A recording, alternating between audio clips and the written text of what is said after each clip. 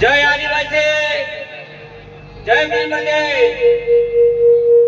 આજના દિવસ વિશે રાણા પૂજા ભીમના જન્મ જયંતિ નિમિત્તે આપ સૌ રાજસ્થાન, બનાસકાંઠા, અરવલ્લી, સાબરકાંઠા, પંચમહાલ, દાહોદ અને મહીસાગર જિલ્લા તેમજ ગાંધીનગરથી અત્રે ઉપસ્થિત રહેલા તમામ ભાઈઓ બહેનોને હું આવકારું છું।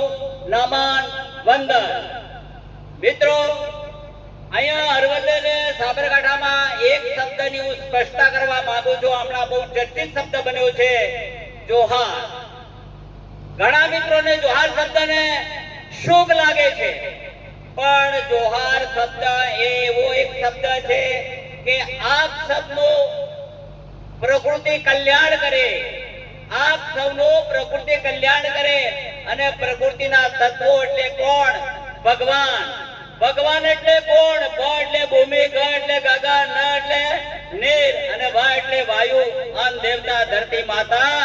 એવો આ જોહાર આપ સૌનું કલ્યાણ કરે એવો શબ્દ થાય છે।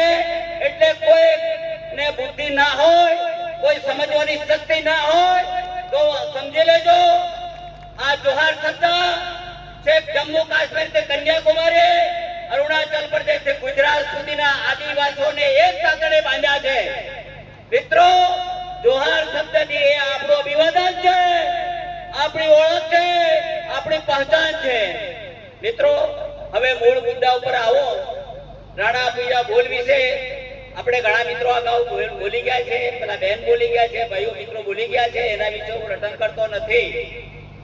પણ આ દેશના માલિકો, ભારત આપણો દેશ છે એમ આપણે કહીએ છીએ ના, હું અલગ વાત કરું છું। આ ભારત દેશ આદિવાસીઓનો દેશ છે। આર્યો આ દેશમાં ઈસવીસન પૂર્વની 6મી સદીમાં અહીંયા આવ્યા, એનો પ્રતિકાર કર્યો, આદિવાસીઓ કર્યો। મોગલો આવ્યા, એનો પ્રતિકાર કર્યો, આદિવાસીઓ કર્યો। અંગ્રેજો આવ્યા, એને આદિવાસીઓ કર્યો। મોગલોને બગાડ્યા હોય કે અંગ્રેજોને બગાડ્યા હોય તો આ ક્રાંતિવીરો આ બેઠેલા છે, એના પૂર્વજો કર્યા છે, અને એ ઇતિહાસને વાગોળવાની જરૂર છે। અને અત્યારે આદિવાસીઓનું હિત કરે છે, શિક્ષણ લૂંટે છે અને જળ, જમીન, જંગલના અધિકારો લૂંટે છે। એવી સરકારોને ઉખેડીને ફેંકી દેવાનું મારું આહવાન છે। મિત્રો, જ્યાં સુધી આપણા પૂર્વજોનો માત્ર નામ જ લેવા કરીશું, નહીં કામ લાગે, આપણે બધાએ નક્કર કામ કરવું પડશે। આજે રાજુભાઈ વડવાઈ હોય, પ્રવીણ પારકી હોય કે જગદીશભાઈ હોય કે ઈશ્વરભાઈ ડામોર હોય, અહીંયા ભાષણ કરીને વિખેરાઈ જાવ છો, એના માટે મારા હૃદયમાં ઘણું દુઃખ છે। મિત્રો, મારી ઓળખ મેં નથી આપી, પણ સચિવાલયમાં હું જુદા જુદા વિભાગોમાં નોકરી કરીને મહેસૂલ છે, નાણાં વિભાગ છે, શહેરી વિકાસ અને છેલ્લે શિક્ષણ વિભાગમાં હતો। શિક્ષણ વિશેની સમસ્યાને હું જાણું છું। મિત્રો, સમાજ માટે અનામત આંદોલન રોસ્ટર કાઢી નાખવાની વાત આવી ત્યારે હું અનામત બચાવો આંદોલનની તરફે એક નેતા હતો। મારા વિરુદ્ધમાં ત્યારે ઘણી સરકારોએ કેસ કર્યા, હું સાબરમતી જેલ બી ગયો, તો નોકરીમાં હતો છતાં મેં આટલું કર્યું છે। તો મિત્રો, નવજવાનોને તમારી મારી આકલ છે, તમે શું કામ ઉભી રહો છો? આ ભેદભાવી, જાતવાદી, કોમવાદી સરકારને ઉખેડીને ફેંકી દેવાના આ દિવસો આવી ગયા છે।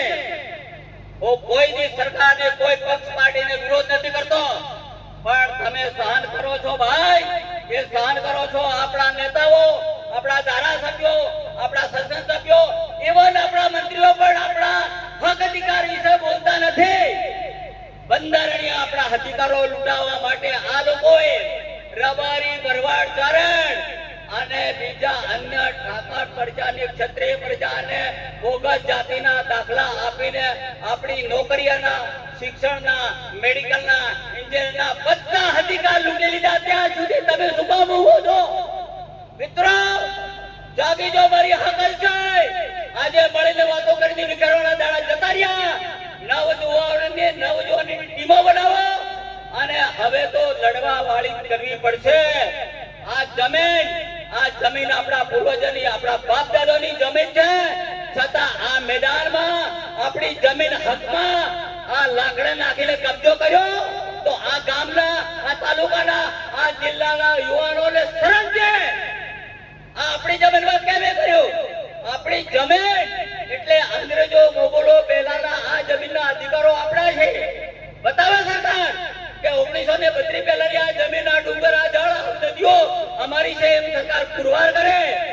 મિત્રો, આપણને બધી રીતે મારવામાં આવ્યા છે. આપણા વિસ્તારમાં ડેમ, આપણા વિસ્તારમાં રોડ, આપણા વિસ્તારમાં ફેક્ટરીઓ અને કારખાના સ્થાપીને આપણે રંજાડવામાં આવે છે. મિત્રો, એટલે હવે જાગવાની જરૂર છે. જાગી જો. હું વિશેષ કામ નથી લેતો. મારી કને ઘણા અનુભવો છે, મેં પ્રેક્ટિકલ કર્યા છે, પણ સમયના અભાવે હું તમને વ્યક્ત કરી શકતો નથી. જય જોહાર, જય આદિવાસી, જય બિલ પ્રદેશ, જય બિરસા મુંડા ભગવાન, જય ભીમ.